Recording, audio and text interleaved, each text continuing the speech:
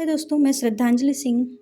अभी तक हम लोगों ने हिंदी में वर्ण एवं वर्णमाला में स्वर वर्णों को और उनके भेद को पढ़ा है या उच्चारण के आधार पर, उत्पत्ति के आधार पर उनके अलग अलग प्रकार को पढ़ा है। आज हम पढ़ेंगे व्यंजन के बारे में। आइए देखते हैं व्यंजन किसे कहते हैं। व्यंजन वे ध्वनियाँ हैं जिनका उच्चारण करते समय मुख से बाहर निकलने वाली हवा मुख में कहीं न कहीं बाधित होती है, या हम कह सकते हैं कि व्यंजन स्वरों की सहायता से उच्चरित होते हैं, अर्थात बिना स्वरों के इनका उच्चारण असंभव है। आइए देखते हैं स्वर किसे कहते हैं और व्यंजन किसे कहते हैं, दोनों में क्या अंतर है। वे वर्ण जो बिना किसी उच्चारण स्थान को स्पर्श किए बाहर निकल जाते हैं उन्हें स्वर वर्ण कहते हैं। आगे देखते हैं व्यंजन किसे कहते हैं। वे वर्ण जो अलग अलग उच्चारण स्थानों को स्पर्श करते हुए बाहर निकलते हैं उन्हें व्यंजन वर्ण कहते हैं। हमारे हिंदी में व्यंजन वर्णों की कुल संख्या 33 है। देखते हैं कौन कौन से हैं।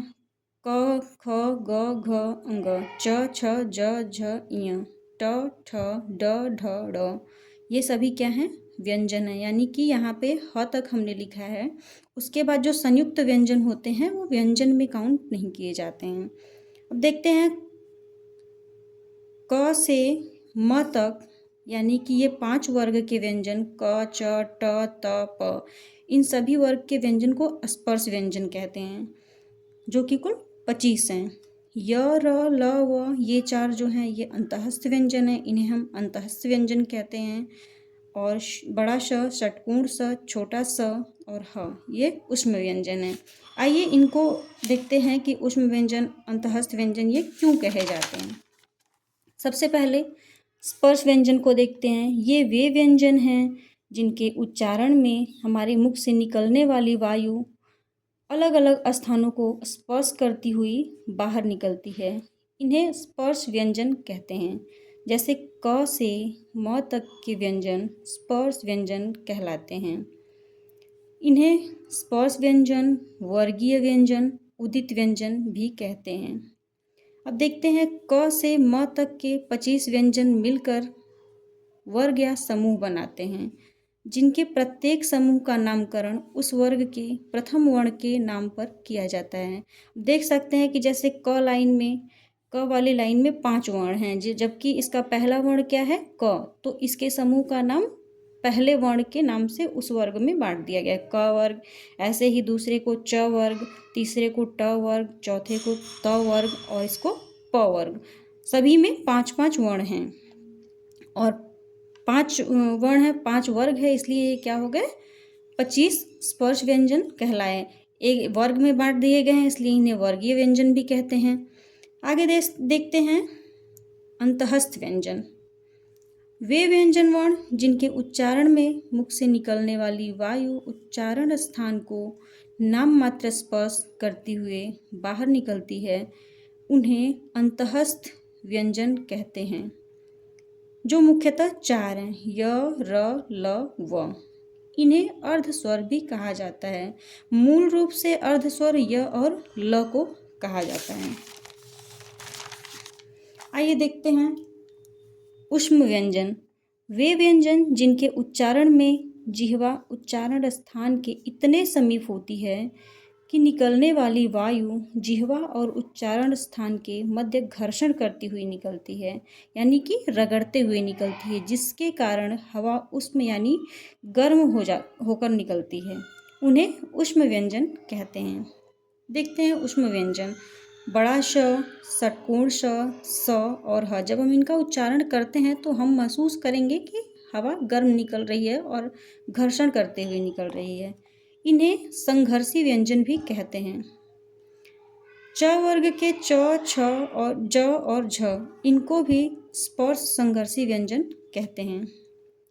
हिंदी के अन्य व्यंजन वर्ण, अभी हमने क्या पढ़ा? स्पर्श व्यंजन, अंतःस्थ व्यंजन और ऊष्म व्यंजन। ये 33 हमने पढ़ लिए। अब आगे कुछ और भी हैं जिन्हें व्यंजन में काउंट नहीं करते हैं, उन्हें देखते हैं। संयुक्त व्यंजन और उक्षिप्त व्यंजन। देखते हैं संयुक्त व्यंजन किसे कहते हैं। वे वर्ण जहाँ कम से कम 2 व्यंजन आपस में जुड़े होते हैं संयुक्त व्यंजन कहे जाते हैं। कभी भी दो पूर्ण व्यंजन स्वर सहित आपस में नहीं जुड़ते। स्वर सहित का मतलब है कि कोई भी अगर हम बोलते हैं, जैसे क बोलते हैं तो क में क ऐसे क लिखते हैं तो क में अ जुड़ा होता है। अगर ऐसे लिखते हैं तब ये क पूर्ण व्यंजन है और प्लस अ मिल के बनता है क। तो कहने का मतलब कि कहीं भी कभी भी दो पूर्ण व्यंजन यानी कि क और क मिल के आपस में नहीं जुड़ सकते। एक में हलंत लगा रहेगा तो वो पूर्ण कंप्लीट व्यंजन होगा और एक में नहीं लगा रहेगा, वो मिलके संयुक्त व्यंजन का निर्माण करते हैं। संयुक्त व्यंजन में पहला व्यंजन आधा यानी कि स्वर रहित, जैसे कि हमने यहाँ पे क में हलंत लगा के दिखाया होता है, और दूसरा व्यंजन पूरा यानी स्वर सहित होता है। अर्थात देखते हैं जब एक आधा और एक पूरा व्यंजन आपस में जुड़कर एक नया व्यंजन बना लेते हैं, उन्हें संयुक्त व्यंजन कहते हैं।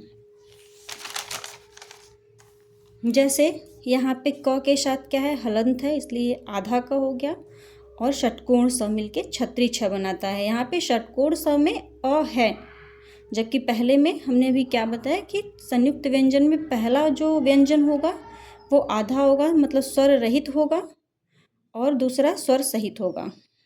जैसे त और र मिलके त्र बनाते हैं, इसमें भी त आधा है। ज और इ मिलके ज्ञ बनाते हैं। बड़ा श और र मिलके श्र बनाते हैं। आइए देखते हैं उक्षिप्त व्यंजन किसे कहते हैं।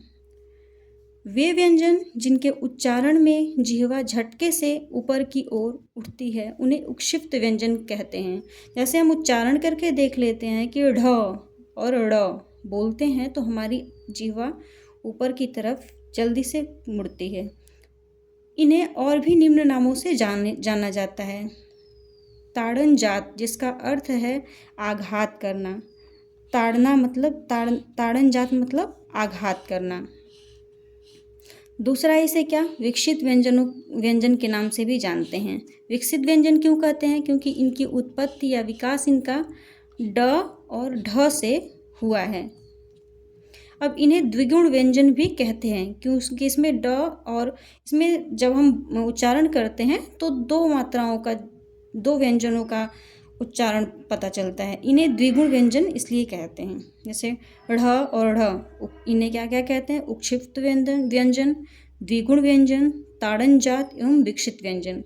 आइए देखते हैं अयोगवाह क्या होता है। अयोगवाह हमने स्वर में भी पढ़ा था, स्वर के साथ में भी पढ़ा था, लेकिन यहाँ भी देख लेते हैं। अयोगवाह वे वर्ण हैं जो न तो स्वर हैं और न ही व्यंजन में शामिल होते हैं। ये हैं अंग, अह, ये दोनों क्या हैं? अयोगवाह हैं। अंग को अनुस्वार भी कहा जाता है, अह को विसर्ग कहा जाता है, और जिस पर चंद्र बिंदु लगा होता है उसे अनुनासिक कहा जाता है। ये ध्यान रखने वाली बात है कि अनुनासिक चंद्र बिंदु होता है और अंग की मात्रा जिस पे लगी होती है वो अनुस्वार होता है। अब आगे देखते हैं लुंठित ध्वनि या लुंठित व्यंजन किसे कहते हैं। देखते हैं र का उच्चारण करते समय जिह्वा ऊपर की तरफ मुड़ जाती है, इसलिए र के उच्चारण के दौरान जिह्वा प्रकंपित भी होती है, इसलिए इसे लुंठित एवं प्रकंपित व्यंजन भी कहते हैं। इसे केवल लुंठित न कह के प्रकंपित, जब हम र बोलते हैं तो हमारी जिह्वा में कंपन भी होता है, जिसके कारण इसे प्रकंपित व्यंजन भी कहते हैं। अब आइए देखते हैं पार्श्विक व्यंजन। पार्श्विक व्यंजन किसे कहते हैं? जिस ध्वनि का उच्चारण करते समय हवा जिह्वा के दोनों पार्श्व यानी दोनों बगल से बाहर निकलती है उसे पार्श्विक व्यंजन कहते हैं। जैसे ल, जब हम ल का उच्चारण करते हैं तो हमारे जिह्वा के दोनों तरफ से हवा निकलती है। तो यहीं पे व्यंजन का कुछ भाग समाप्त होता है। आगे हम पढ़ेंगे अघोष, सघोष व्यंजन और अल्प प्राण एवं महाप्राण। धन्यवाद।